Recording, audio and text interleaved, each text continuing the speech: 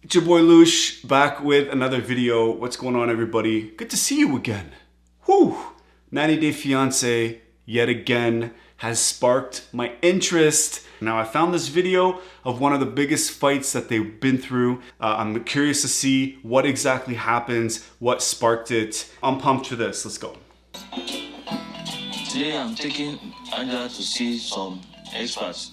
They all live in America. Shout out to the American Western music while they're walking in the streets of Nigeria. I think that's really funny. I think the producers maybe did that on purpose.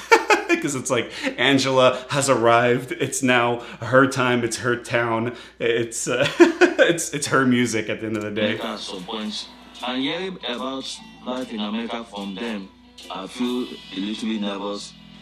How do you feel about moving to Georgia? What I know is that the part where my fiancé lives, I think the town is a little bit small. There's still like segregation in some places. Especially in somewhere like Georgia. We just want to give you the reality of the situation. Wow, I'm actually really impressed that Michael is actually considering these things, taking this new life seriously, and really trying to understand the racial dynamic of potentially his new life where he's going to live. I can only imagine how scary that is if, you come from an African nation. Literally everybody is the same. You don't go through much racial issues as you would in America, and the differences between people are far less. It would be really scary to suddenly pick up and move to a country where who you are and how you look suddenly doesn't sit well with a lot of people. That's actually pretty terrifying. So I'm actually impressed. Good on him for doing that research and talking to expats so he can prepare himself for it. Now, how Angela reacts to that, how she actually feels about that, is a completely different story. I want her to hear about life from other people here in Nigeria as well. Because maybe Angela might decide to start living here until we get the visa. Yeah, and that's really smart too. It's like, not only do I want to understand where you come from, but maybe this is a good opportunity for you to understand where I come from. And this is information not coming from each other, but from third party people that can like confirm or deny certain misconceptions that we may have about each other's location. It's actually a good idea. We're going to meet some people who have lived in the States. What would I care about people living in the States? I live there myself. There's this guy named Dawa. I met up with him with his friends, and we had. Why would I care about people living in the States? I live there myself. This is such a good example of the bubble that a lot of Americans live in. It's like even within the country, she doesn't want to hear from other Americans when her obviously foreigner husband is seeking out new information and trying to research the life. Actually, it's a compliment. Like, he's literally telling you that he takes it seriously and he's looking at all sources of information. He's not just going to take your word for it, because at the end of the day, you just want him there. Like, you have a vested interest. You have something to gain from him being there. Talking to people that have nothing to gain from him being there is probably a better idea too, but you can just see how she reacts to it. Even in Canada, as Canadians, there's a bubble. Like, we literally share one of, I think, the largest border with a country in the world. And a lot of Americans that don't live near the border, like, she's from the South too, like, she's far. She probably thinks Canada is a city. It's a town, not let alone a country. So let's see how this goes. Why would you go to some stranger to tell you about what's going to happen at my house? Michael's telling me he's able to ask this guy and his friends some questions about living in the U.S. What the hell's he mean? Honestly, what is he thinking? Isn't that what I'm here for? This guy and his friends, I think that she's in for a nice surprise, because the flashback was showing a bunch of girls and, young, attractive black girls too at that. So we'll see. My question is, why would they live back here? Are they Americans or are they Nigerians? Which is it? They have a dual citizenship, baby. They've lived there and came back to Nigeria to live, you know. Wow, believe it or not, Angela, there are Americans that go and have dual citizenships and passports and live in other places in the world. Like, who would have thought? Baby, Yes. since they spent time here in Nigeria and over there, they might, talk to you about you staying much Oh, they more can, longer here in Nigeria. They I can mean, tell talk. you how it's. I know how it is, and I cannot live here. I mean, I'll listen out of respect to your friend, but I'm not moving here. Wow, so you can already tell she's already on the defense. She already thinks that it's one friend. She already thinks that it's a male. This seems like a recipe for a bad time. You know, I'm already upset that we're thinking about doing a spousal visa, and then he wants to now bring up me living in Nigeria. That's crazy. I can't just up and move. My family depends on me. My grandchildren depend on me. My mom depends on me. You know, not only that, I'm an American woman. I can't give up hot water, electricity. I'm spoiled. I can't live like that. It's not a bad country if you're raised here. I haven't been raised here. I love America, Michael. You are here now. That's like a double meaning. We are here now, kind of like answering what she just said. He's like, yeah, you can keep talking about America, but we're here right now and you may stay. Or we're here now, we're at the location. Whew, he seems nervous. Michael seems nervous for good reason. She's like, where's this man? Hello. Hi. Hello. Oh, she's not happy. Oh, she's like, hello. She doesn't even want to look at them. Woo. 3 young, beautiful women that Michael has been speaking to about life in America, that want to speak to her about life in Nigeria. Her, Angela, the poster woman for America and freedom and liberty and hot water and being spoiled. I don't know. Whew. You can cut the tension with a knife. Tick. Michael is rubbing his face. I thought it was a guy we was talking to. Matter of fact, thank y'all for coming. I'm done. Thank you.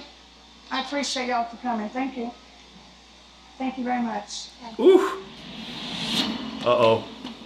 That's a wrap, Mike. Did she just freak out?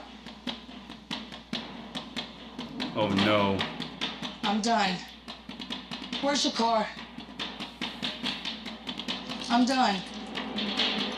Take your ass to the apartment. I want to go. I want to be away from you. There's not going to be a marriage. Why? Tell a woman, tell me what going on in America. And you too. I'm not gonna have a woman tell me what's going on in America. Is the information of lesser importance because it's coming from a woman? She was okay to talk to a man and do all of that, and then she just exploded when she found out that it was not just one woman, but 3? That's interesting. Take me to the apartment. I'm sick of. Why did you act like that? Shut up! Whew. Don't me no more. Hey! Oh, I'm not. there was some bass in her voice there. Whew. That smoker's throat really kicked in there. She like gargled. Shut up! Oh no. And it's a fair question. It's very valid from him. He's relatively calm and composed. I'm a stupid woman. And if I'm a stupid woman, you don't need to be married to me because who wants to marry a stupid. Angie, you are not stupid. You are not. I know I'm not. But Well, if you think I am, I don't need to marry a stupid man. Listen. Ain't no listening. They can't tell me nothing about my household or you. Now I You listen always in take Atlanta. advice from Now I listen in people Atlanta. besides your No, wife to I be. didn't. Of So course I take maybe advice you from you need now. to marry them, Michael. Whew, the insecurity on that one. Wow, I mean, you can tell like she's immediately threatened by these women for some reason, and the information that they're gonna provide, where she could have used it as like an opportunity to learn and to sit down with her husband to be and just talk like a regular human being.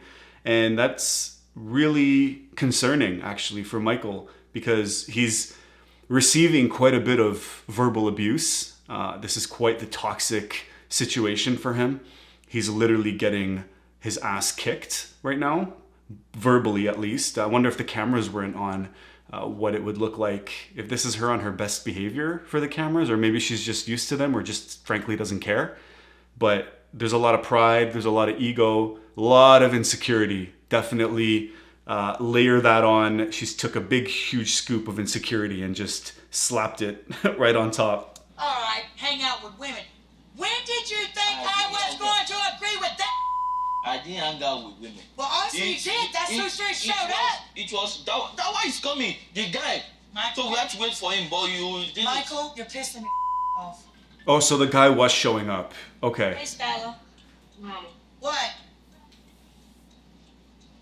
my mom has lost her mind. Like, I'm not playing, like, really. Uh-oh. What's she saying? She's just having a reality. That's dementia, Skylar. Do you understand that cancer when I tried to get her off of her? She kept saying a kid scratched her. That's dementia. Started dementia. You need to take her to the doctor in my car. Where is she at? Let me talk to her for a minute. Okay, right back. Obviously, dementia is a very serious condition. It's one of the most painful things to go through, whether it be the person themselves or the people around that are actually experiencing it with them.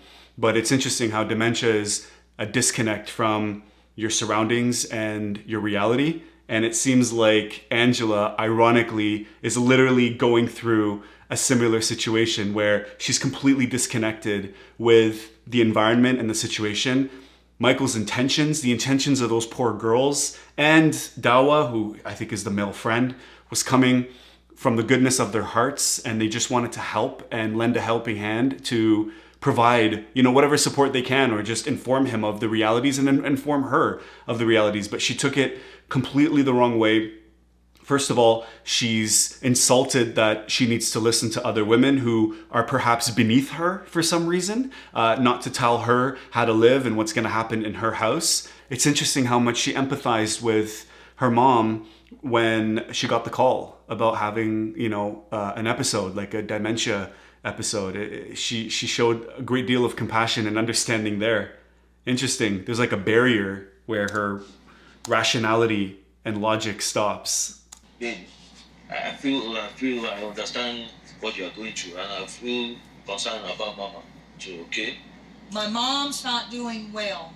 I know. Right? No, she was okay when I left, but now she is like, I don't know, something's going on. And I don't have energy right now to worry about my mom and fight with you about the girls. I'm focusing on you. Well, you keep saying. Why does it have to be a fight though? I don't understand. Like, she can't, it's like a huge burden for her.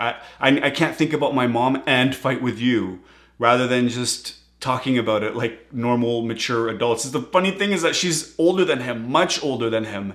And it seems like he has like all this composure and wisdom and calmness about him, where he's just trying to like think rationally here about their future together, whereas she can't even see 3 feet in front of her. Now she's having problems. Damn you and them women. And I'm done talking about it. You can't transfer your anger from one situation and say damn you and them women to him as though he's at all responsible for what just happened. Wow, like that's just another level. She's incredibly selfish, she's incredibly insecure, and guys, like, this is abuse at its finest right now. Like, she's literally abusing Michael, and I'm very curious to know what the reaction would have been had the roles been reversed. Michael, I'm not here to fight with you. We're supposed to be getting married. Yeah, I know. We're supposed to be planning our wedding. You still want to marry me? Yes, Michael, but this is what in the back of my head, are we ready to get married, Michael, like this, spousal? Are we? Yeah, I mean, yes, that's such a good question, but you need to ask yourself that. That's crazy. Oh my God, Angela, like, it seems like he's ready to get married if he's willing to actually do that. And he knows your character, and I don't think he did that to get a rise out of you, but he's showing you just how important these topics are. And he's willing to actually bring you in front of these women and his friend as well, and to talk about things that matter to him. Like, I think you need to ask yourself, are you ready and willing to get married? But Damn. Angela and Michael, let me know what you guys think. Again, I need to stress the abuse and the blatant disregard for Michael and his feelings and just his actions. And we need to ask ourselves, what would have happened if the roles had been reversed? She